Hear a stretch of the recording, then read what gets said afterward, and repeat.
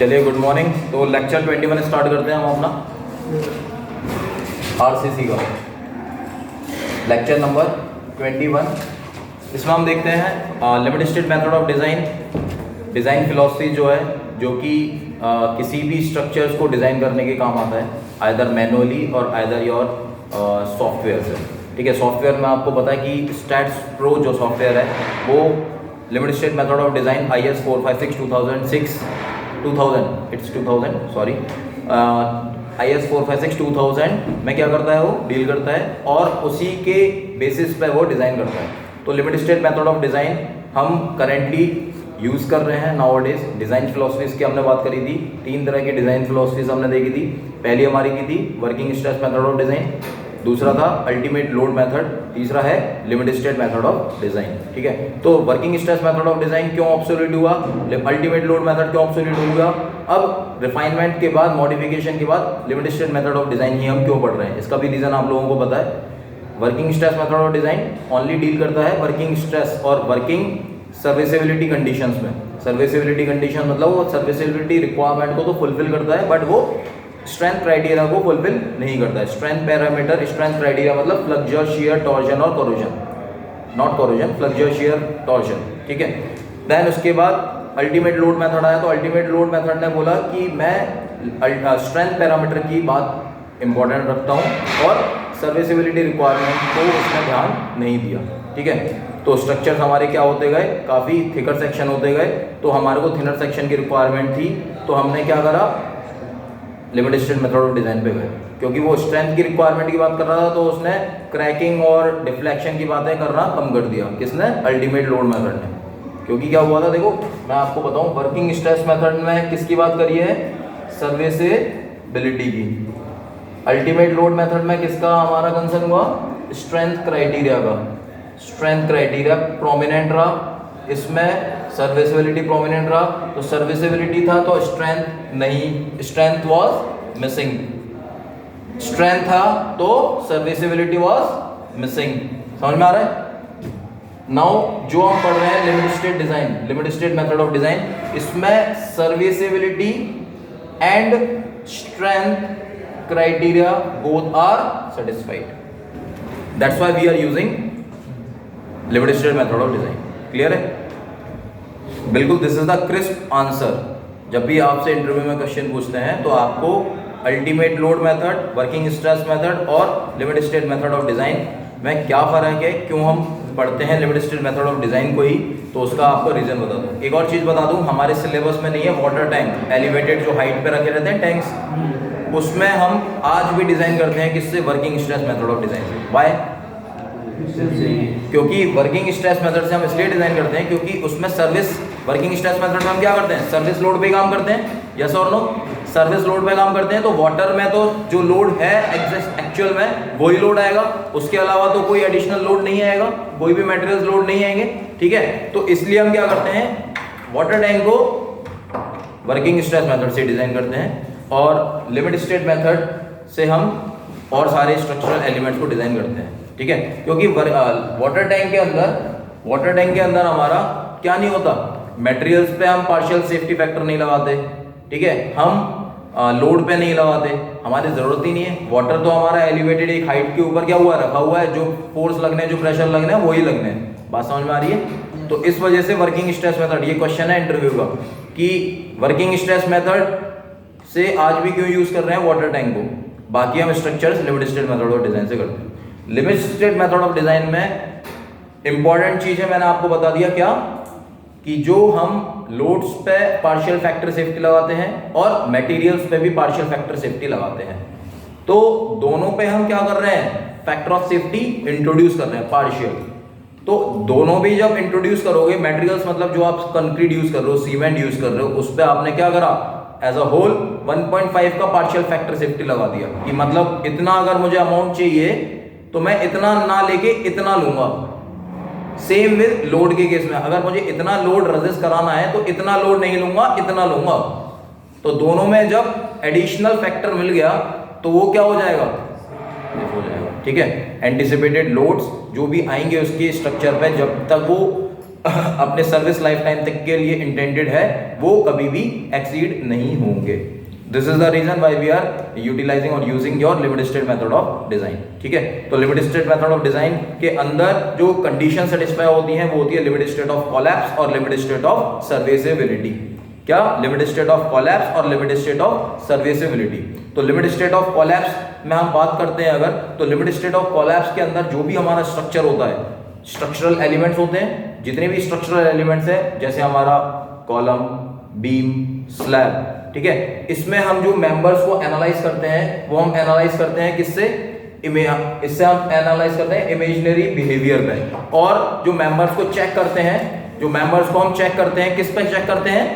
Members को हम check करते हैं उसके कंप्रेशन पे, उसके शियर पे, टॉर्शन पे और फ्लक्चर पे। तो मतलब लिमिटेड स्टेट ऑफ कोलैप्स में जो हम मेंबर को आइडेंटिफाई करेंगे और चेक करेंगे किस किस के बिहेवियर पे? कंप्रेशन, फ्लक्चर, शियर और टॉर्शन। ठीक है, तो जो लिमिटेड स्टेट ऑफ कोलैप्स होता है वो आपका इमेजिनरी बिहेवियर होता है, इमेजिनरी बिहेवियर होता है। ठीक है, दूसरी बात ये प्रोबेबिलिस्टिक अप्रोच पे बेस्ड होता है। लिमिटेड स्टेट ऑफ किसकी बात करी है मैंने? कोलैप्स की। तो लिमिटेड स्टेट ऑफ कोलैप्स में आपको मैंने 2-3 इंपॉर्टेंट बातें बताई जो कि आपको पता होनी चाहिए। क्या क्या?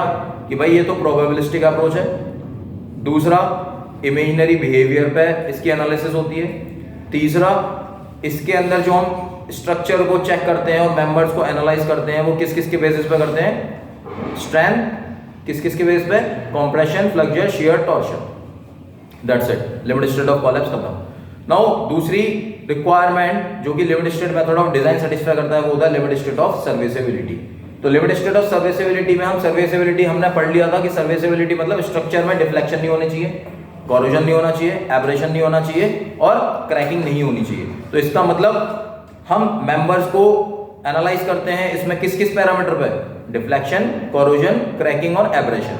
Serviceability, this are the services of the structure. किसी भी स्ट्रक्चर की सर्विसेज मतलब बीम्स है, बीम में डिफ्लेक्शन नहीं आना चाहिए। अगर वो मैक्सिमम परमिसिबल डिफ्लेक्शन से ज्यादा आ रहा है तो वो स्ट्रक्चर अनफिट है। ठीक है, तो डिफ्लेक्शन भी एक पर्टिकुलर लिमिट तक होनी चाहिए बीम्स की, एक्सीड नहीं होना चाहिए। ठीक है, तो वो क्या हो जाएगा आपका लिमिटेड स्टेट ऑफ सर्विसेबिलिटी का पार्ट। अब लिमिटेड स्टेट ऑफ सर्विसेबिलिटी में आपने देखा था हमने कोई लोड फैक्टर की बात नहीं करी थी, मतलब working stress method of design में हमने कोई लोड फैक्टर की बात नहीं करी थी। और वर्किंग स्ट्रेस मेथड डायरेक्टली किससे डील करता है? लिमिटेड स्टेट ऑफ सर्विसेबिलिटी से। यस और नो? ठीक है, तो लिमिटेड स्टेट ऑफ सर्विसेबिलिटी हमने लोड की कोई बात नहीं करी थी, तो इसलिए हम क्या करते हैं उसके अंदर डिटरमिनिस्टिक अप्रोच होता है। उसमें हमारे को एक्चुअल और सर्विस लोड पे हम काम करते हैं। सर्विस लोड मतलब जो वर्किंग लोड आ रहे हैं वही पे काम करते हैं, तो इसलिए जो अप्रोच होती है वो डिटरमिनिस्टिक अप्रोच होती है। कौन सी अप्रोच होती है? Deterministic approach. पर लिमिटेड स्टेट ऑफ कोलैप्स क्या होती है? इमेजिनरी बिहेवियर पे काम करता है, तो प्रोबेबिलिस्टिक अप्रोच पे काम करता है। उसमें हमने पार्शियल फैक्टर ऑफ सेफ्टी और ऐड कर दिए लोड्स में और मटेरियल्स में। यस और नो? क्लियर है? समझ में आ रहा है? तो अब अगर मैं इसका बात करता हूं, फ्लो चार्ट बना दूं अगर मैं इसका, तो आप देखो लिमिट स्टेट ऑफ कोलैप्स और लिमिट स्टेट ऑफ सर्विसेबिलिटी। ठीक है, ठीक है, तो लिमिटेड स्टेट ऑफ कोलैप्स के अंदर आपने देखा जो मेरा मेंबर्स होता है वो चेक किस में होता है? कंप्रेशन में, फ्लक्चर में, शियर में एंड टॉर्शन में। इन 4 पैरामीटर पे लिमिटेड स्टेट ऑफ कोलैप्स को हम डिफाइन करते हैं और इसमें एनालाइज करते हैं। देन एक और मैंने इंपॉर्टेंट पॉइंट बताया, this is based on your imaginary behaviour. Imaginary analysis होती है, इमेजिनरी एनालिसिस होती है। देन एक और बताया प्रोबेबिलिस्टिक अप्रोच पे बेस्ड है। Same limited state of serviceability किस पे बेस्ड है? डिटरमिनिस्टिक अप्रोच पे। क्लियर? इसमें हमारी जो एक्चुअल में एनालिसिस होती है, एक्चुअल बिहेवियर पे एनालिसिस होती है। इसमें हम जो सर्विसेज चेक करते हैं वो क्या करते हैं? Deflection, cracking, corrosion, abrasion. ये जो कि हम अपने आई से स्ट्रक्चर में देख लेते हैं वो सारी चीजें सर्विसेबिलिटी एक्चुअल में हम देख पा रहे हैं कि डिफ्लेक्शन, कोरोजन। ठीक है, तो इस पे हमारी एनालिसिस होती है। तो this is all about your limited state of analysis, limited state of serviceability. जो आपका working stress method of design है वो आपका लिमिटेड स्टेट ऑफ सर्विसेबिलिटी पे ही डील करता है। Same limit state of collapse पे हम जो बात कर रहे हैं, तो ये मैंने क्यों बात करी, इससे पहले मैंने वर्किंग स्ट्रेस मेथड में क्यों बात नहीं करी थी? Why we are talking about this limit state of collapse and limit state of serviceability now? Because you know the limit state of design, limit state method of design deals with both the criteria. Limit state of collapse पे भी deal करता है और serviceability. Collapse मतलब कौन सा criteria हो गया बताओ? Strength criteria. कौन सा क्राइटेरिया?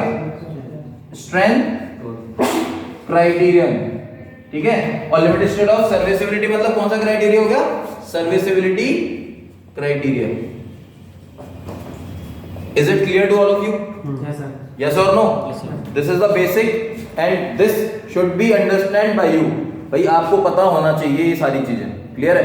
क्योंकि इंटरव्यू में ये पूछा जाएगा, फाउंडेशन यही है। अब limit state method of design हम स्टार्ट करते हैं, ठीक है। अब limit state of method of design में मैं बात करता हूँ दो इंपॉर्टेंट मटेरियल्स की। कौन कौन से दो इंपॉर्टेंट मटेरियल्स हैं आरसीसी में, पहले मुझे बता दीजिए। What are the two important materials in RCC which you are have to be adopted in your designing part? बताओ कौन कौन से दो इंपॉर्टेंट? कंक्रीट और स्टील। कंक्रीट और स्टील, वेरी नाइस। तो कंक्रीट और steel are the two important materials for RCC, ठीक है। कंक्रीट और स्टील।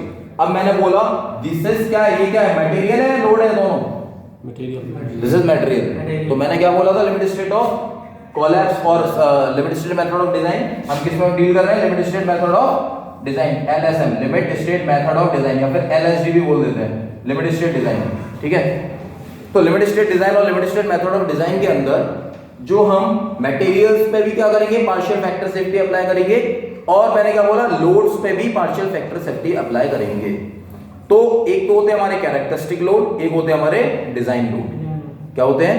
एक कैरेक्टरिस्टिक लोड, एक होते हैं हमारे डिजाइन लोड। तो डिजाइन लोड कैसे मिलेगा? जब मैं उस कैरेक्टरिस्टिक लोड में partial factor of safety multiply कर दूंगा तो मुझे डिजाइन लोड मिल जाएगा। बात करता हूं, ठीक है।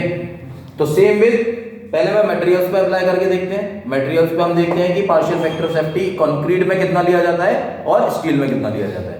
देखो, जो फैक्टर ऑफ सेफ्टी हम कंक्रीट में लेते हैं, this is also important for your competitive examination और for your viva point of view, ठीक है। कि जो फैक्टर ऑफ सेफ्टी होता है, partial factor of safety, partial factor of safety for concrete is always 1.5 and partial factor of safety for steel is 1.15, ठीक है। 15% increase कर दिया इसमें हमने, 50% इंक्रीज कर दिया, ठीक है। तो पार्शियल फैक्टर ऑफ सेफ्टी कितना हम यूज करते हैं कंक्रीट में? 1.5 एंड स्टील में 1.15। याद रहेगा क्वेश्चन ये? क्यों यूज करते हैं बताइए? What is the reason कि कंक्रीट में हम 1.5 यूज कर रहे हैं, स्टील में हम 1.15 कर रहे हैं? मतलब 1.15 मतलब कम है वैल्यू, कंक्रीट में ज्यादा है। कंक्रीट की क्वालिटी को हम मेंटेन नहीं कर पाते साइट पे। Yes, sir. तो quality of concrete can not be assumed at the site, that's why we are using higher factor of safety for concrete and not for steel. Steel manufacture होती है किसमें? Plant में, fabrication with all the environmental conditions. जो environmental conditions वो क्या होती है? Controlled होती है। तो इस वजह से हम क्या करते हैं, स्टील की फैक्टर ऑफ सेफ्टी को क्या करते हैं? कम रखते हैं, क्योंकि ये तो कंट्रोल्ड एनवायरनमेंट में कास्ट हो रही है, मतलब बन रही है, तैयार हो रही है। ये हमारी एक्चुअल साइट पे कंडीशन पे डिपेंड करती है, क्लाइमेटिक कंडीशन पे भी डिपेंड करेगी, एक्सपोजर कंडीशंस पे भी डिपेंड करेगी। तो क्वालिटी हमारे को मेंटेन कभी हम एक साथ नहीं कर पाते हैं, that's why we are using higher factor of safety for concrete as compared to your steel. याद रहेगा ये point? This is also important for your viva point of view. मैंने बताया आरसीसी आपका इसलिए इंपॉर्टेंट है, जब भी कहीं पे भी इंटरव्यू में जाओगे, गवर्नमेंट में चले जाओ, प्राइवेट में चले जाओ, आरसीसी से क्वेश्चंस उठेंगे और वर्किंग स्ट्रेस और लिमिट स्टेट से क्वेश्चंस उठेंगे। सब बेसिक चल रहा है आपका, ठीक है। डिजाइन तो कोई करवाएगा नहीं, डिजाइन करने के लिए तो वर्क सब्जेक्टिव चाहिए, ठीक है। तो आपको जब भी क्वेश्चंस उठेंगे, जो मैं अभी इंट्रोडक्टरी क्लास में पढ़ा रहा हूँ आप लोगों को, यही क्वेश्चंस उठते हैं, ठीक है। तो आपने देख लिया पार्शियल फैक्टर ऑफ सेफ्टी के बारे में मैं बात कर रहा था, और डिजाइन लोड की बात करी थी, और कैरेक्टरिस्टिक लोड की बात करी थी। कैरेक्टरिस्टिक लोड हम पहले भी डिस्कस कर चुके हैं। कैरेक्टरिस्टिक लोड वो लोड होता है जो कि 95% चांसेस ऐसे होते हैं पूरे entire life time of the structure कि वो लोड कभी भी इससे एक्सीड नहीं करेगा। तो characteristic load is that value of load which is having a probability of 95% not being exceeded in the entire life time of the structure, ठीक है। तो वो कैरेक्टरिस्टिक लोड हो गया। अब हम limit state method of design में characteristic load में डील नहीं करते, हम किस में डील करते हैं? डिजाइन लोड में। डिजाइन करते हैं ना, तो डिजाइन लोड में डील करते हैं, तो मतलब उसमें मैं कैरेक्टरिस्टिक लोड के अंदर पार्शियल फैक्टर ऑफ सेफ्टी और मल्टीप्लाई कर दूंगा। तो वो मुझे क्या मिल जाएगा, डिजाइन वैल्यू ऑफ लोड। तो मैंने दो बात कही, characteristics load and design load. हम डील किस में करेंगे, डिजाइन लोड में। ये कैसे मिलेगा हमारे को, partial factor of safety multiply by what, characteristic load. Is it clear? Design load clear हो गया, कैरेक्टरिस्टिक लोड मैंने बता दिया आपको, ठीक है, यस और नो। नाउ मैं बात करता हूं कंक्रीट का डिजाइन लोड कितना होगा और आपका कैरेक्टरिस्टिक स्ट्रेंथ मतलब डिजाइन स्ट्रेंथ कितनी होगी और स्टील की डिजाइन स्ट्रेंथ कितनी होगी, ठीक है। अलाउएबल स्ट्रेस का हमने नाम सुना हुआ है, यस और नो। अलाउएबल स्ट्रेस, कंक्रीट में अलाउएबल स्ट्रेसेस देखे थे ना हमने, परमिसिबल स्ट्रेसेस जो जाते हैं M15 20 25 30 35 है ना, कि 8.5 न्यूटन पर स्क्वायर, 10 न्यूटन पर 11 न्यूटन पर, depending upon the grade of concrete. तो मैं कंक्रीट की बात करता हूं, अगर तो कंक्रीट में अगर मुझे डिजाइन स्ट्रेंथ निकालनी है तो मैं क्या करूंगा, डिजाइन स्ट्रेंथ का क्या फॉर्मूला बन जाएगा, एक तरीके से ये देखो, डिजाइन स्ट्रेंथ अगर आपको कंक्रीट की निकालनी है तो आप क्या करोगे, उसकी करेक्ट अलाउएबल स्ट्रेस और कैरेक्टरिस्टिक स्ट्रेंथ बोल दो बेसिकली इसको, characteristic strength divided by your partial factor of safety, नहीं डिवाइड, स्ट्रेंथ निकालना है आपको, डिजाइन वो अलाउएबल स्ट्रेस था, वहां पे आपका पार्शियल फैक्टर से लोड के लिए था वो, ठीक है, वो लोड के लिए है, यहाँ पे आपका किसके लिए, मटेरियल्स के लिए, ठीक है। मैं डिजाइन लोड की बात कर रहा था, तो वहां से तो आपने फैक्टर ऑफ सेफ्टी को मल्टीप्लाई करोगे, बढ़ रही है ना वैल्यू तो, ठीक है।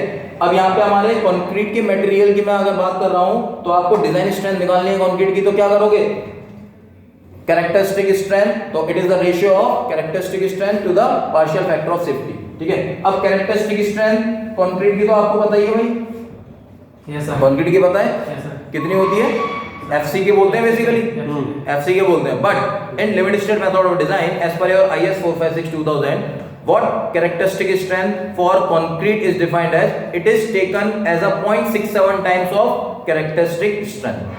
वो क्या बोलता है, 0.67 times of your characteristic strength is your characteristic strength for concrete।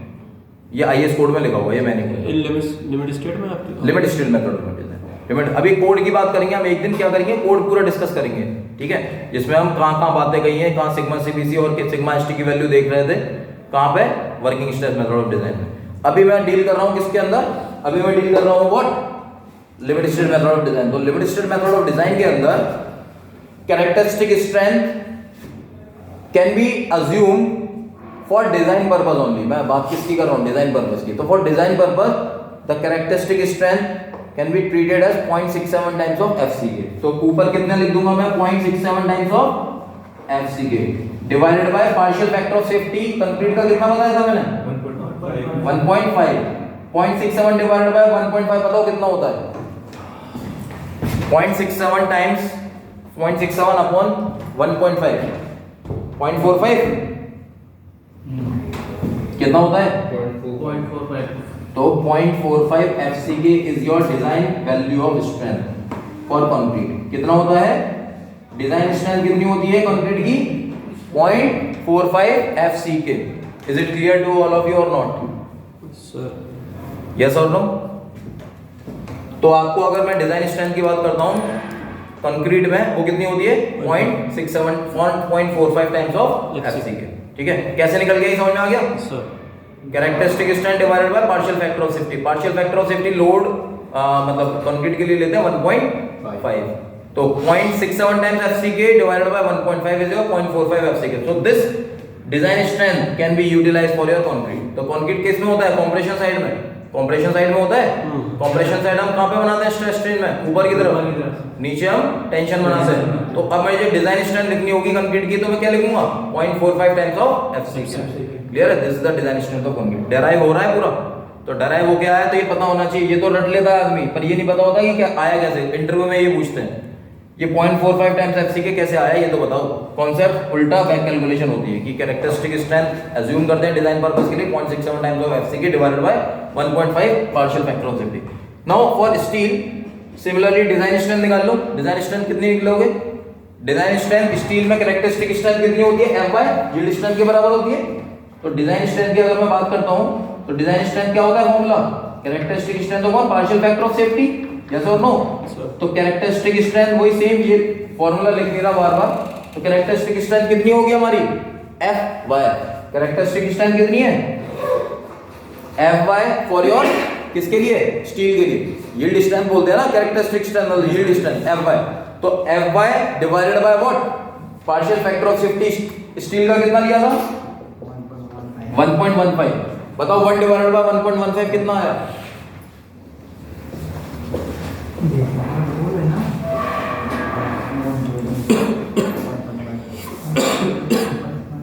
1 divided by 1.15 कितना आया मेरे भाइयों 0.87 times of what F Y. Clear ठीक है समझ में आया। तो design strength of steel is taken to be 0.87 times of F Y और design strength of concrete is taken to be 0.45 times of F C. Clear है। Design strength में deal करते हैं कैरेक्टरिस्टिक स्ट्रेंथ में नहीं करना हमारे को। कैरेक्टरिस्टिक लोड में नहीं करना डिजाइन लोड में डील करना है। तो लोड पे भी partial factor of safety multiply कर दिया मैंने और मटेरियल्स पे भी partial factor of safety apply कर दिया। अब एक और कॉम्बिनेशन आता है वर्स्ट कॉम्बिनेशन जो बनाते हैं हम वो होता है लोड कॉम्बिनेशन। जब भी आपने स्टैट प्रो में डील करा था तो स्टैट प्रो में एक होता है डेड लोड एक होता है लाइव लोड एक होता है सिस्मिक के केस में अर्थक्वेक लोड है ना। EQ X positive negative EQ Z positive negative लगाते थे। तो ये हो गया आपका सिस्मिक लोड। एक और लोड होता है स्नो लोड एक और लोड होता है व्हाट विंड लोड WL। ठीक है। अब IS 456-2000 कहता है कि लोड कॉम्बिनेशन में हमारे को काम करना है। जैसे सर ने भी आपको बताया था स्टैट प्रो वाले सर ने ट्रेनर ने क्या बोला था कि डेड लोड का ही तो अकेला इफेक्ट नहीं देखोगे बिल्डिंग पे लाइव लोड का अकेला ही इफेक्ट नहीं देखोगे आप तीनों चीज का मिला के देखोगे किस किस का dead load plus live load plus wind load या फिर अर्थक्वेक लोड। विंड लोड और अर्थक्वेक लोड को एक का ही इफेक्ट चेक करते हो एक टाइम पे डिजाइन के दौरान। व्हाट इज द रीजन क्योंकि एक ही टाइम पे एक ही लोड है। वेरी गुड बिकॉज अर्थक्वेक और विंड लोड के एक साथ कोइंसाइड होने के चांसेस काफी कम है। रेयर फिनोमेना है। कल गाजियाबाद में भी भूकंप के झटके महसूस हुए विंड लोड का तो नहीं आया उस टाइम विंड का तो प्रकोप नहीं हुआ ना कल। तो काफी रेयर फिनोमेना है यस और नो। तो दिस इज द आंसर कि भाई विंड लोड और अर्थक्वेक लोड एक समय पे अकर होने की संभावना काफी कम है। That's why we are using wind load either wind load और either your earthquake load at a time. तो इसलिए लोड कॉम्बिनेशन जो IS 456-2000 है उसने भी जो लोड कॉम्बिनेशन में दिया है उसने भी टेबल में बोला है wind load slash earthquake load. तो अब हम लोड कॉम्बिनेशन देखते हैं लिमिट स्टेट ऑफ कोलैप्स के और लिमिट स्टेट ऑफ सर्विसेबिलिटी के। ठीक है। तो वर्स्ट सिनेरियो में क्या होता है इस कॉम्बिनेशंस का क्या मतलब हुआ ये बताओ। लोड को कंबाइन कर दिया हमने ठीक है और जैसे मान लो ABCDE 5 लोड को कंबाइन करके हमारी वैल्यू आई 1500 किलोमीटर 2500 किलोमीटर 3000 किलोमीटर और 3500 किलोमीटर। तो लोड कॉम्बिनेशन में कितनी वैल्यू आ गई 2500 3000 3500। तो हम डिजाइन किसके लिए करेंगे हाँ मैक्सिमम के लिए करेंगे डिजाइन। 3500 के लिए अगर आपने डिजाइन कर दिया तो पहले वाला तो सेफ हो ही गए ना। This is the reason why we are utilising load combination. Load combination से क्या होगा जो वर्स्ट सिनेरियो होगा वर्स्ट सिनेरियो कौन सा होगा जो मैक्सिमम वैल्यू होगी। तो मैक्सिमम वैल्यू के लिए अगर आपने डिजाइन कर दिया तो नीचे वाले तो सेफ होंगे। Is it clear. तो लोड कॉम्बिनेशन में हम डील करते हैं हमेशा। तो अब आप देख लो लोड कॉम्बिनेशन कैसे बनाते हैं ये समझ में आ रहा है सर।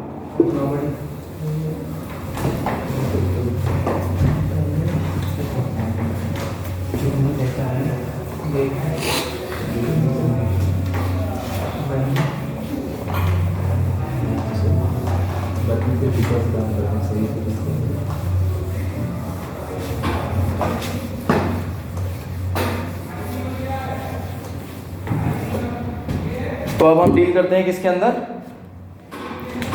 हम डील करते हैं ये हमारा कंप्लीट हो गया था। मैं किसकी बात कर रहा था अभी लोड कॉम्बिनेशन की। तो हमारा जो थर्ड इंपॉर्टेंट पैरामीटर है व्हाट लोड कॉम्बिनेशन।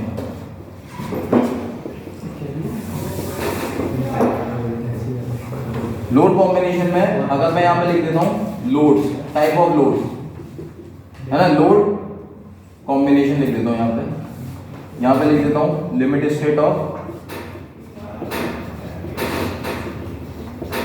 कोलैप्स। यहां पे लिख देता हूं लिमिट स्टेट ऑफ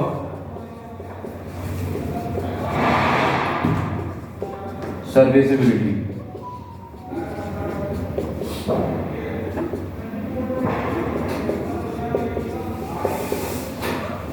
ठीक है, लोड कॉम्बिनेशन में हमारा जो टेबल बनती है वो देखिए। पहला तो हमारा एक कॉम्बिनेशन जो सिंपल देखते हैं,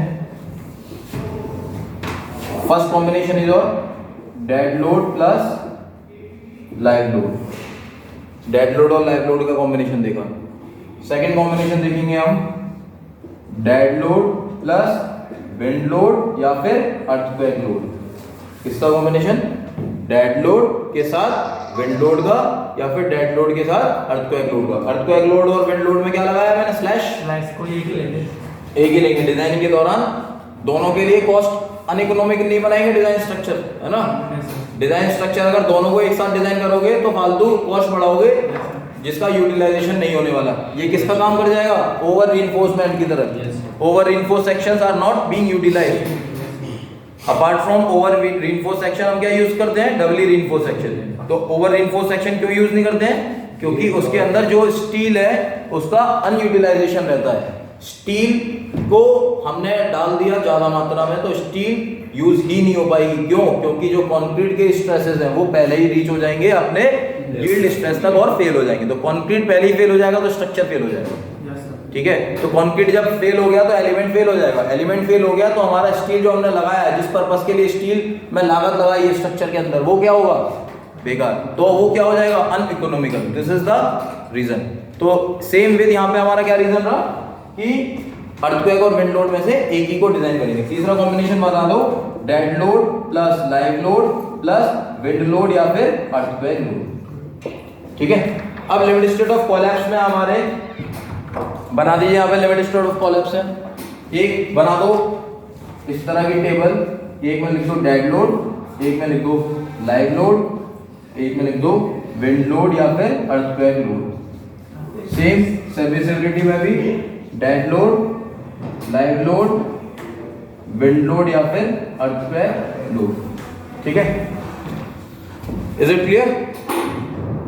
नाउ डेड लोड और live load limit state of collapse में, कोलैप्स में बात कर रहा हूं लोड की। तो कोलैप्स में डेड लोड और लाइव लोड के लिए जो लोड फैक्टर यूज करते हैं वो 1.5 का यूज करते हैं। ठीक है, कितना करते हैं हम?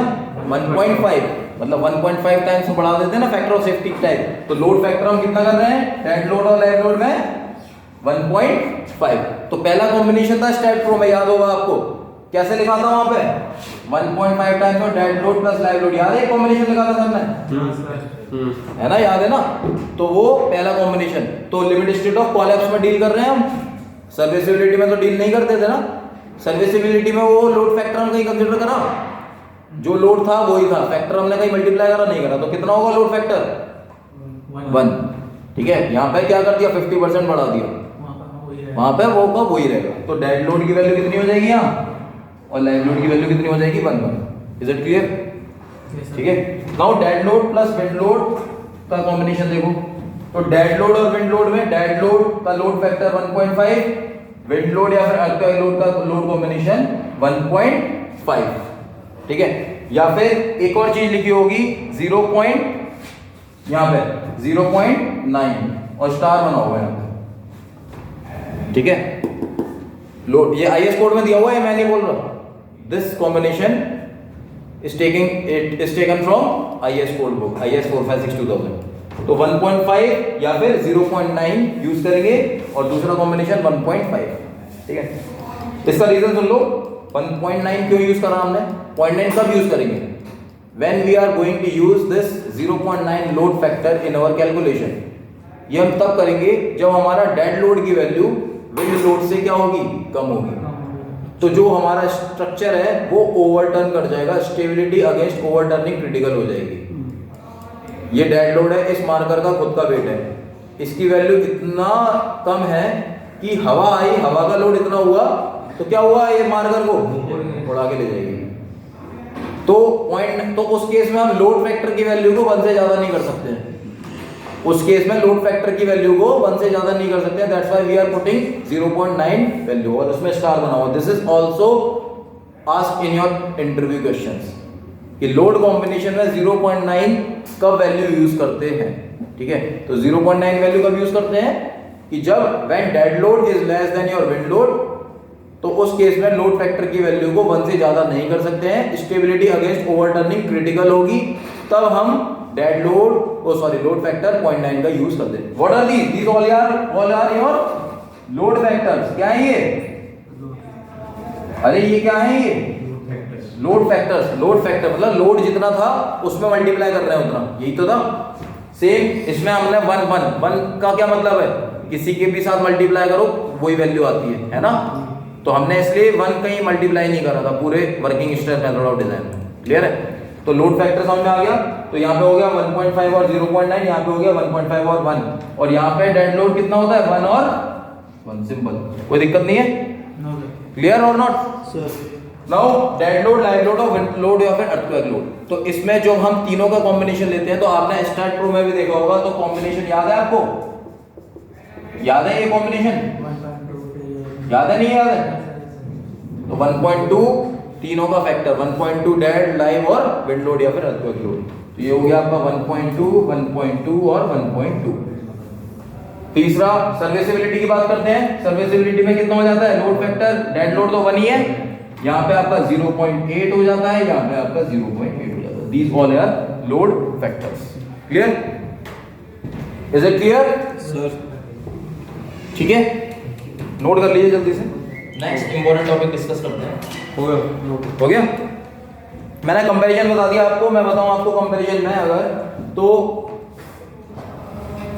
Comparison of limit state method और वर्किंग स्ट्रेस मेथड में, लिमिट स्टेट मेथड और वर्किंग स्ट्रेस मेथड में अगर मैं कंक्रीट की बात करता हूं, तो जो कंक्रीट के केस में नेट फैक्टर ऑफ सेफ्टी आती है वो क्या होती है? हायर होती है देन योर कंक्रीट। ठीक है, मतलब लिमिट स्टेट मेथड कंपैरिजन में बात करता हूं, तो एक होता है हमारा क्या?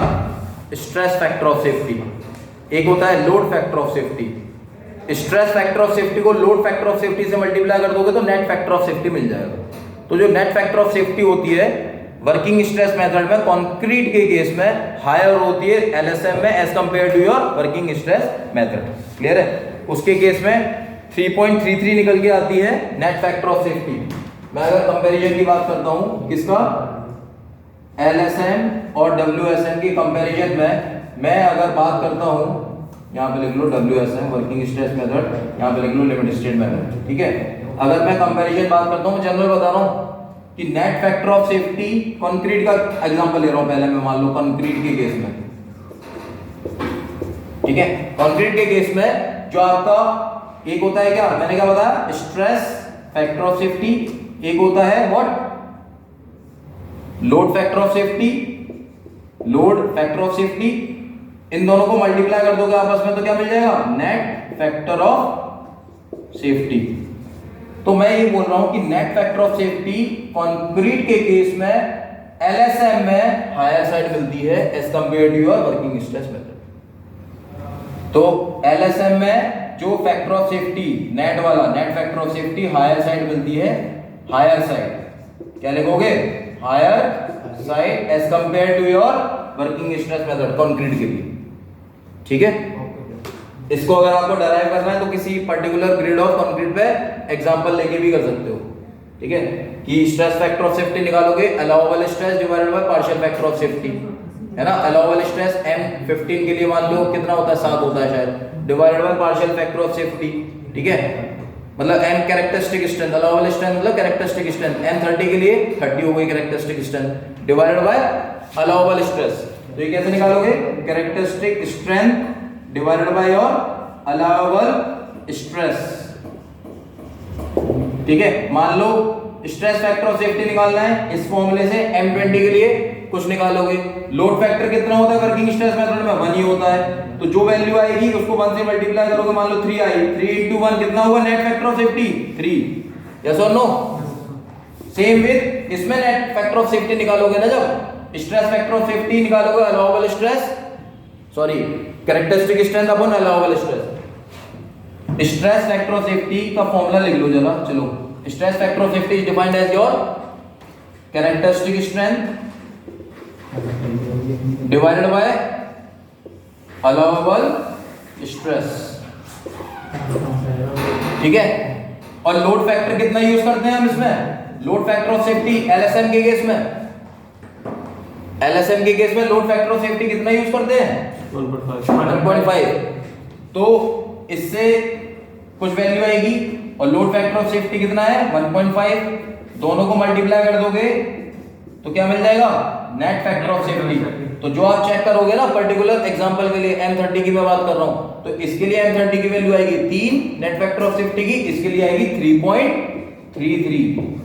तो 3.33 ज्यादा है या फिर 3 ज्यादा है 3.33। तो मैं यही बताना चाह रहा हूं कंपैरिजन में कि कंक्रीट के केस में एलएसएम में ज्यादा होता है, हायर साइड होता है कंक्रीट केस, क्लियर है। सेम विद स्टील के केस में, स्टील के केस में जो हमारी लेस देन WSM आती है, किसकी वैल्यू एलएसएम में, स्टील के केस में, ठीक है। तो stress factor of safety is defined as what, strength factor of safety is defined as characteristic strength to the allowable stress. Load factor पता है एलएसएम में 1.5 होता है और वर्किंग स्ट्रेस में 1, क्लियर, इज इट क्लियर।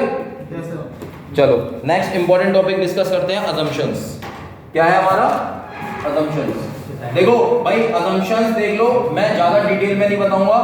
पहला अजम्पशंस तो आपको पता है, plane section remains plane before bending और इवन आफ्टर बेंडिंग, यस और no. This assumption is same which we have utilized in your working stress method design also, कि इसका मतलब क्या है, strain diagram is always linear, yes or no, clear है। दूसरा assumption देखो limit state method of design में अंतर है दोनों में। assumption वर्किंग स्ट्रेस के अगर पूछते हैं तो वर्किंग स्ट्रेस के लिखने हैं, ठीक है। दूसरा assumption देखो tensile strength of concrete is completely ignored, ये उसमें भी था, मतलब न्यूट्रल एक्सिस के नीचे जो एरिया होगा कंक्रीट का वो कंप्लीटली इग्नोर करके चलेंगे। दूसरा assumption क्लियर हो गया। तीसरा assumption देखो, हाँ मॉड्यूलस ऑफ इलास्टिसिटी, उसमें बात करते हैं, इसमें बात नहीं करते, ठीक है। इलास्टिसिटी नहीं, वो तो इलास्टिक लिमिट तक रहता था ना, ये तो इन इलास्टिक, यहाँ पे इन इलास्टिक तक पहुंच गया। लिमिट स्टेट मेथड में प्रोबेबिलिस्टिक अप्रोच, भाई लिमिट स्टेट मेथड मतलब आपको कहीं ना कहीं प्लास्टिसिटी भी देनी है, तो इलास्टिसिटी की तो बात नहीं करेंगे ना 5000 रूट ऑफ FC की हमने जो बात करी थी। तो हमारा तीसरा assumption सुन लो। तीसरा assumption जो है हमारे, जो स्ट्रेस और स्ट्रेन की जो वैल्यू निकलेगी, जो स्ट्रेसेस निकलेंगे रीइंफोर्समेंट के अंदर, जो सरिया लगाएंगे हम उसके जो स्ट्रेसेस निकलेंगे वो डराइव होंगे किससे, रिप्रेजेंटेटिव स्ट्रेस स्ट्रेन कर्व से, जो कि IS कोड ने दिया हुआ है। मतलब जब मैं स्ट्रेसेस की बात करूंगा रीइंफोर्समेंट में, तो उन स्ट्रेसेस की वैल्यू कहां से नोट करूंगा, उस फिगर से जो कि IS कोड में गिवन है। तो दिस इज योर assumption। तीसरा assumption क्लियर, ठीक है। चौथा assumption देखो, जो स्ट्रेस स्ट्रेन का जो कर्व होता है as per your limit state method of design, वो भी IS कोड बुक में दिया हुआ है। वो आपका जो कर्व होता है वो कैसा होता है, कंक्रीट के केस में आपका लीनियर और सिंपल, ऐसा कर्विंग लीनियर, देखो इस तरह का। जो चौथा assumption है वो कहता है कि स्ट्रेस स्ट्रेन का जो ग्राफ है, जो कर्व है, वो इस तरह आता है। ये वैल्यू कितनी है 0.67 टाइम्स FC के अपॉन 1.5, ठीक है। ये वैल्यू कितनी है, कितनी हो गई 0.45 FC के। तो ये जो आपका स्ट्रेन, ये क्या है आपका स्ट्रेस, ये आपका स्ट्रेन, ये IS कोड बुक में दिया हुआ है। तो जो कैरेक्टरिस्टिक स्ट्रेंथ, जो आपका स्ट्रेस और स्ट्रेन का जो आपका कर्व है, वो कितना लेते हैं हम, कितना लेते हैं इस कर्व के हिसाब से, क्लियर है, यस और नो। 0.67 FC के अपन 1.5, और एक और मैंने अगर माना है 0.45 FC के, और कैरेक्टरिस्टिक स्ट्रेंथ का कर्व ये है आपका FC के। तो इस कर्व के हिसाब से हम क्या लेते हैं, स्ट्रेस स्ट्रेन रिलेशनशिप देखते हैं, ठीक है। ये आपका किसमें दिया हुआ है, IS 456-2000 के अंदर। 3 assumptions हो गए, plane section remains plane before bending, tensile strength completely ignored, stress strain relationship का कर्व ये होता है। और चौथा assumption मैंने बताया था, स्ट्रेसेस अगर आपको रीइंफोर्समेंट में निकालने हैं, वो कहां से निकालोगे, स्ट्रेसेस रीइंफोर्समेंट में निकालने हैं वो कहां से निकालोगे, यस और नो। अरे ये कितनी वैल्यू आती है 0.45 है, नहीं 0.67 है। ये स्ट्रेंथ है, strength what is the confusion? This is FCK, this is your design point of view से कैरेक्टरिस्टिक स्ट्रेंथ, और ये डिजाइन स्ट्रेंथ। ये कितनी हो गई? 0.67 0.45 एफसीके। पहले कितना था ना, इसको मल्टीप्लाई। ठीक है, यहाँ पे हमने क्या कर दिया? डिजाइन, ये 0.67 टाइम्स एफसीके कब यूज करते हैं? For design purpose. Design purpose के लिए जो characteristic strength limit state method of design में हम लेते हैं, वो लेते हैं 0.6। हाँ ये ठीक है 0.6, हाँ वो 0.45 गलत लिख दिया था, ये है 0.67। ठीक है, ये आके 0.45 बन गया। क्लियर? क्लियर है? तो ये आपका रिलेशनशिप खत्म हो गया। एक और इंपॉर्टेंट, स्ट्रेसेस मैंने आपको बता दिया कितने होते हैं। ठीक है, अब सुनो, मैंने बताया आपको स्ट्रेसेस इन रीइंफोर्समेंट डेराइव किससे होंगे? स्ट्रेस स्ट्रेन कर्व से, जो कि आईएस कोड में दिया हुआ है। वो मैं जब डबली रीइंफोर्स पढ़ाऊंगा ना, उसमें स्ट्रेसेस इन रीइंफोर्समेंट पढ़ाऊंगा, एफएससी वैल्यू होती है। तो एफएससी की वैल्यू हमारे को किससे देखनी होगी? आईएस कोड बुक से, वो भी फिगर से। इंपॉर्टेंट सुन लीजिए भाई, जो कंक्रीट के आउटर मोस्ट कॉम्प्रेशन फाइबर में स्ट्रेन की वैल्यू होगी वो 0.0035 होगी। This is the important assumption. इसी के बेसिस पे हम क्या करते हैं? Limiting depth of neutral axis निकाल पाएंगे। तो मैंने क्या बोला? Maximum value of strain, maximum value of strain in concrete outer most fibre कितनी होगी? 0.0035। ठीक है, 0.002 एक्सियल कंप्रेशन के लिए होती है। किसके लिए होती है बेटा? एक्सियल कंप्रेशन 0.2%, 0.002 हो जाता है वो। ठीक है, तो ये आपकी किसके लिए? बेंडिंग के लिए। एक्सियल नहीं है, दिस इज बेंडिंग। बीम्स के लिए हम ले रहे हैं ना, बीम्स के केस में, बीम्स मतलब फ्लेक्सुरल मेंबर्स, तो फ्लेक्चर के केस में 0.0035 मैक्सिमम कंक्रीट की स्ट्रेन वैल्यू। स्ट्रेन वैल्यू और स्ट्रेस वैल्यू में अंतर होता है। स्ट्रेस तो हमने बात कर लिया 0.45 एफसीके। स्ट्रेन मतलब जो हम स्ट्रेन डायग्राम बनाएंगे ना, बेसिकली ये देखो, ये जो डायग्राम होता है, स्ट्रेन डायग्राम कैसा होता है? लीनियर। कंक्रीट के कंप्रेशन फाइबर ये है, तो ये जो मैक्सिमम वैल्यू है ना, वो इससे ज्यादा नहीं होगी। ठीक है, तो maximum strain value in concrete is 0.0035, इससे आगे एक्सीड नहीं होगी। एक्सियल कंप्रेशन के लिए ये वैल्यू यहां पे होती है कहीं 0.002। ठीक है, एक्सियल कंप्रेशन के लिए कितनी होती है? 0.002। This is for your axial compression and this is for your flexural compression, या फिर फ्लेक्सुरल में ये एक्सियल कंप्रेशन में और वो फ्लेक्चर में, बीम्स के केस लिए। ये कॉलम में जो वैल्यू यूज करते हैं वो कितनी करते हैं? 0.002 कंप्रेशन है ना। अब सुनो, सेम लास्ट इंपॉर्टेंट असम्पशन, जिसके बेसिस पे ही हमारा स्टील के जो स्ट्रेन होंगे at the time of collapse should not be less than what? This value. This is your 0.002 plus 0.87 times Fy upon Es. Modular elasticity of steel. What is this? Maximum strain. इसको क्या बोलोगे? कैसे पढ़ोगे? Maximum strain मतलब यहाँ पे strain, maximum strain at the time of collapse should not be less than this. Less than this मतलब इस वैल्यू से यहां पे नहीं हो सकते। सही बात है ना? Should not be less than this value, तो यहां पे ही होंगे। ठीक है, बात को गहराई में समझना, उसके बेसिस पे आपका जब आप बैलेंस अंडर इनफोज और वो देखोगे तब आपको समझ में आ जाएगा। क्लियर है? तो मैंने क्या बोला? 3 चीजें बता दी अब आपको। एक तो कंक्रीट के कंप्रेशन फाइबर में मैक्सिमम वैल्यू स्ट्रेन की 0.0035, आउटर मोस्ट कंप्रेशन फाइबर है, आउटर मोस्ट ही है ना, ये सबसे ऊपर टॉप पे बना हुआ है। जब क्रॉस सेक्शन कैसे बनाता हूँ बीम का मैं?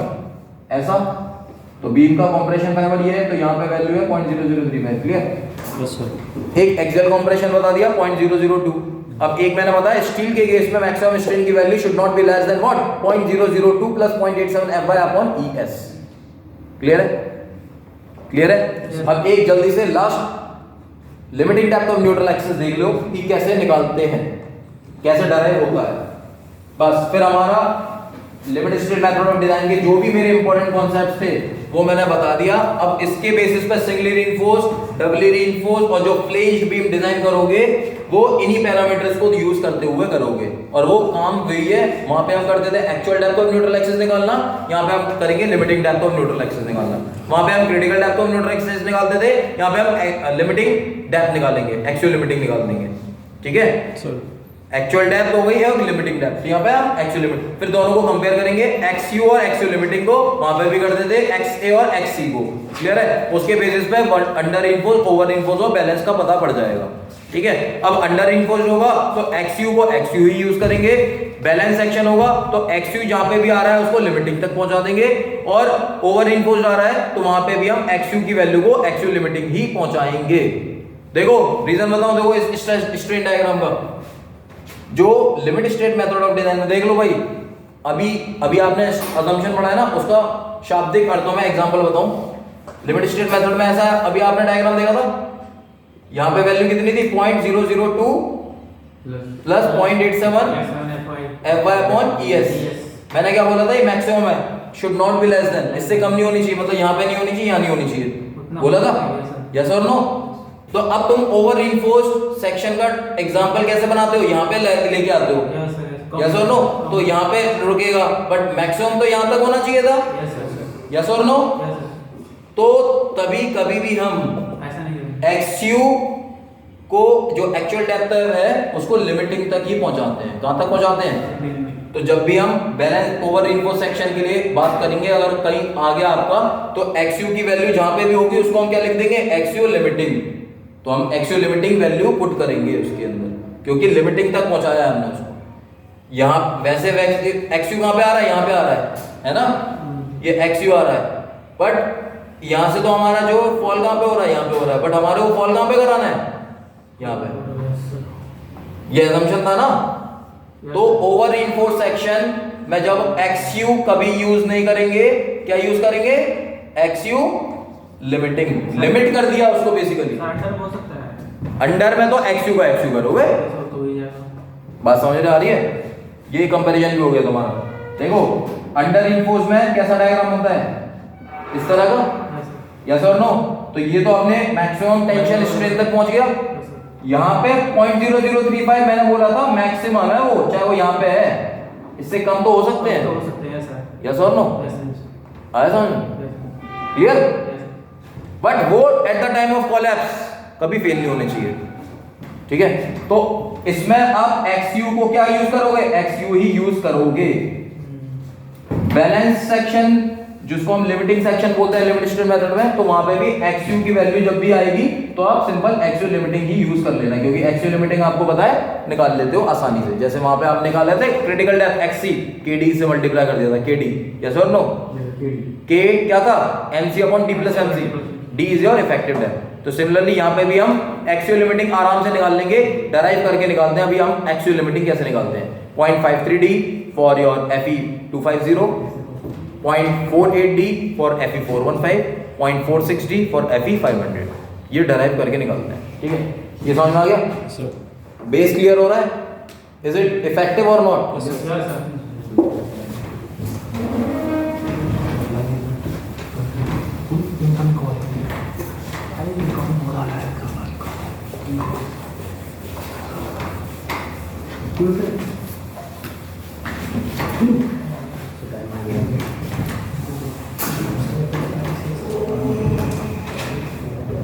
भाई देखिए, अब मैं कोई बात नहीं, बस एक लास्ट टॉपिक देख लो।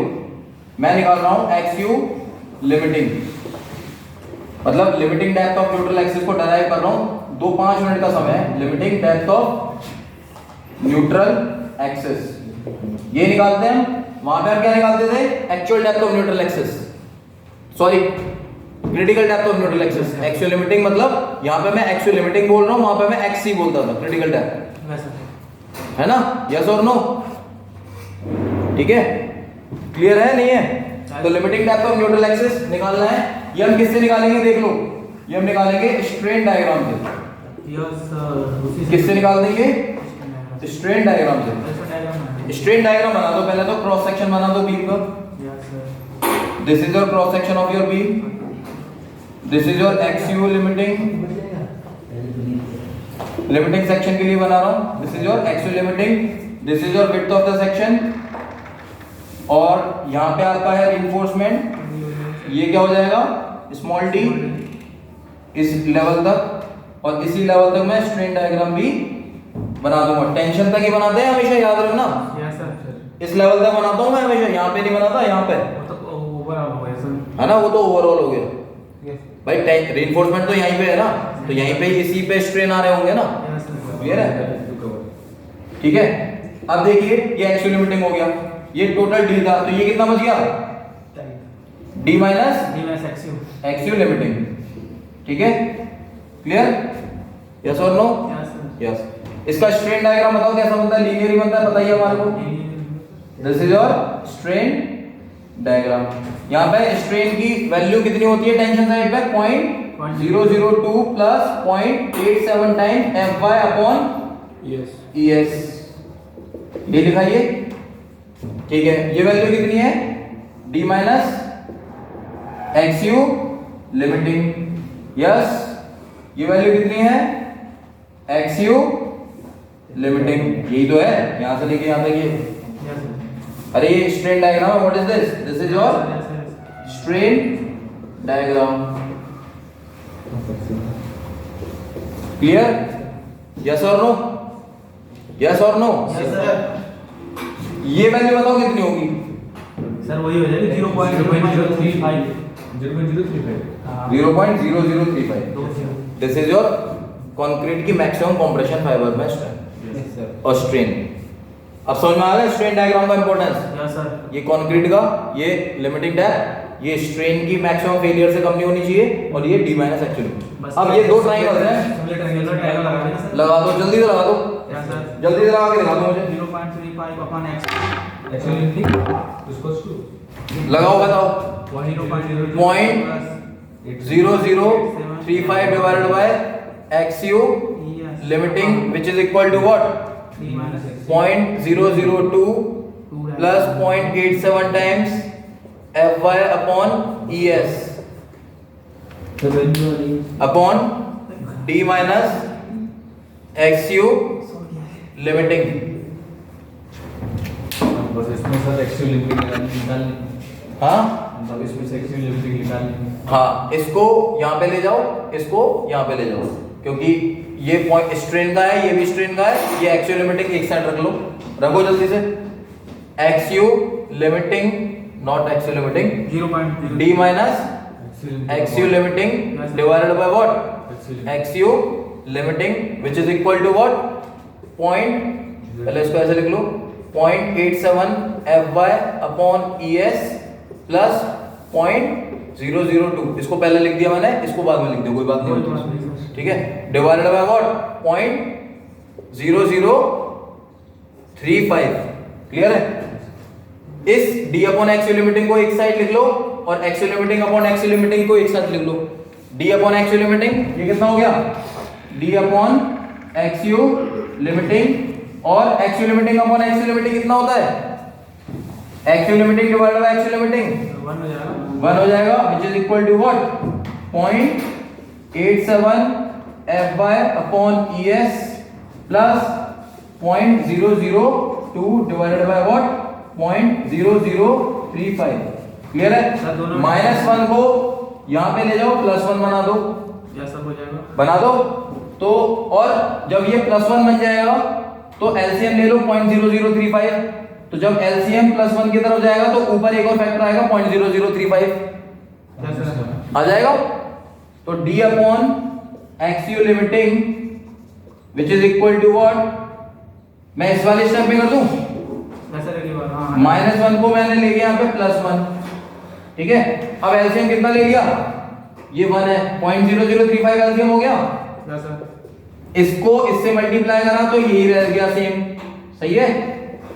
0.87 Fy upon ES plus 0.002 same है। इसका फैक्टर इससे मल्टीप्लाई करा, इसको इससे मल्टीप्लाई करा तो कितना आ गया यहाँ पे वैल्यू, 0.0035, सही है। Yes sir. ये हो गया D upon actual limiting, yes और नो। इसको ऐड कर दो, ये कितना हो गया 0.0055। ये कितना हो गया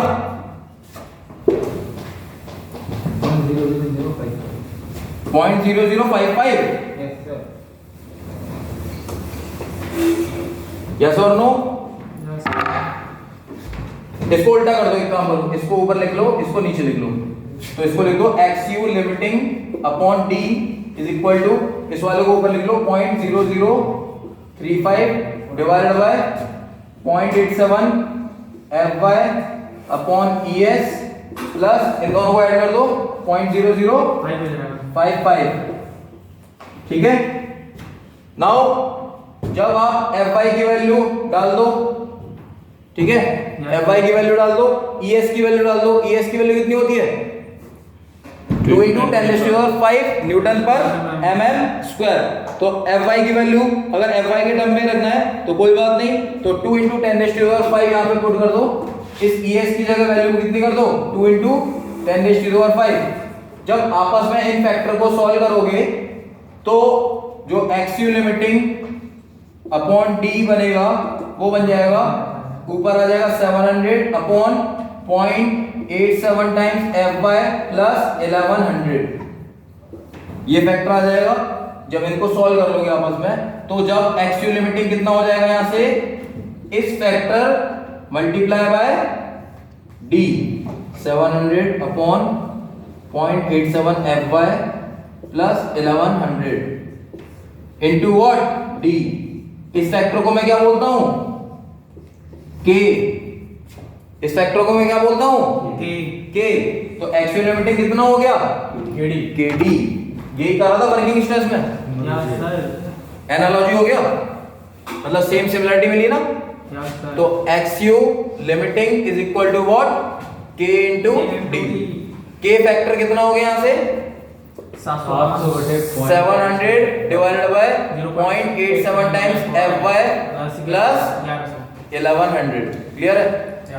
Now therefore for FE 250, for FE 415, for FE 500 K की वैल्यू निकाल दोगे तो एक्चुअल लिमिटिंग की वैल्यू कितनी हो जाएगी 0.53 इंटू D। इसकी वैल्यू 0.48 इंटू D। इसकी वैल्यू 0.46 इंटू D।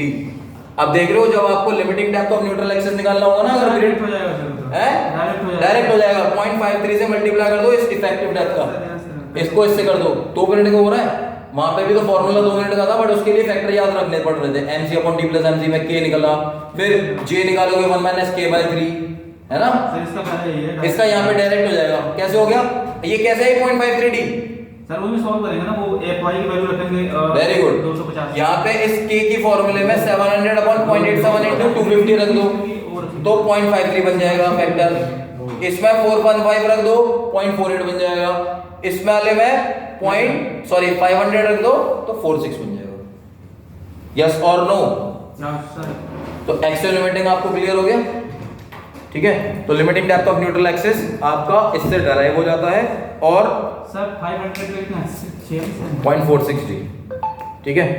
तो यहाँ पे हमारा लेक्चर नंबर 21 ओवर होता है। इसके साथ हम आगे के लेक्चर में एक और चीज डिस्कस करेंगे जिसमें हम देखेंगे कि limiting depth of neutral axis हमने निकालना सीख लिया। अब हम actual depth of neutral axis और जो लिमिटिंग डेप्थ के साथ एक्चुअल डेप्थ, जो कौन सी डेप्थ आती है हमारी एक्चुअल डेप्थ, वो कैसे निकालोगे। फोर्स ऑफ कंप्रेशन को फोर्स ऑफ टेंशन के बराबर कर दोगे। तो फोर्स ऑफ कंप्रेशन होता है limit state method of design में, जिन्होंने पॉलिटेक्निक की हुई है उनको पता होगा 0.36 FC के B into XU। तो force of compression which is equal to force of tension अगर कर दोगे आप तो 0.36 FC के B into XU, this is your force of compression. Force of tension होता है 0.87 FY into AST। क्लियर है? तो यहां से एक्चुअल डेप्थ की वैल्यू निकालनी है XU, कितना आ जाएगा 0.87 FY AST upon 0.36 FC into B। कितना आ गया XU की value 0.87 FY AST divided by 0.36 FCK into B। This is the formula to calculate actual depth of और ultimate depth of neutral axis, not actual. इसको बोलोगे क्या? Ultimate. XU मतलब ultimate, factored कर दिया हमने ना बेसिकली। लिमिट स्टेट मेथड में हम फैक्टर्ड की बात करते हैं, एक्चुअल की बात नहीं कर रहे हैं। तो XU निकल गया, XU लिमिटिंग निकल गया। क्लियर? अब XU और XU लिमिटिंग को क्या कर दोगे? कंपेयर। सुन लो, पता चल 2 सेकंड के अंदर XU और XU लिमिटिंग को। अब नेक्स्ट में मैं सेकंड यूनिट स्टार्ट करूंगा, शियर रिइंफोर्समेंट। ये सारा कॉन्सेप्ट बिल्डअप कर दिया आपको, ठीक है? 2 मिनट में और सुन लो बस, फिर चले जाना। तो क्लास नहीं करेंगे। सुन लो, XU निकल गया। डिजाइन स्टेप देखो, पहले XU निकाल दिया, दूसरा XU लिमिटिंग निकाल दिया। तीसरा स्टेप में क्या करोगे? XU एंड XU लिमिटिंग को कंपेयर। फोर्थ स्टेप देखोगे, XU की वैल्यू XU लिमिटिंग से कम है तो क्या बनेगा? क्या बनेगा? अंडर रिइंफोर्स सेक्शन बन जाएगा। XU की वैल्यू XU लिमिटिंग के बराबर है, बैलेंस मतलब लिमिटिंग सेक्शन बन जाएगा। क्या बोलेंगे इसको यहाँ पे हम? लिमिट स्टेट मेथड पढ़ रहे हैं तो लिमिट की बात करेंगे, एक्चुअल की बात नहीं करेंगे, अल्टीमेट की बात करेंगे और लिमिटिंग की बात करेंगे। तो लिमिट सेक्शन बन जाएगा, लिमिटिंग सेक्शन। और XU की वैल्यू XU लिमिटिंग से एक्सीड कर रही है तो ओवर रिइंफोर्स सेक्शन बन जाएगा। तो ओवर रिइंफोर्स सेक्शन हम कंसीडर नहीं करेंगे, क्योंकि ओवर रिइंफोर्स सेक्शन में जो मैक्सिमम स्ट्रेन होंगे टेंशन साइड में वो 0.002 प्लस 0.87 FY/ES से कम हो जाएंगे, जो कि एक्सेप्टेबल नहीं है at the time of failure. तो दैट्स व्हाई हम यहाँ पे XU की वैल्यू को क्या रखेंगे? XU लिमिटिंग तक ही रखेंगे। सर ऐसा हमारा सेक्शन आ जाता है तो कैलकुलेशन में छोड़ देंगे ना सर। चलो XU लिमिटिंग रखोगे, हाँ। उस वैल्यू को सॉल्व करोगे, XU लिमिटिंग तक करोगे, ठीक है? और XU लिमिटिंग होगा तो XU लिमिटिंग यूज करोगे, यहाँ पे XU ही यूज करोगे, ठीक है? तो यहाँ पे आपका हो गया lecture number 21 over. Thank you.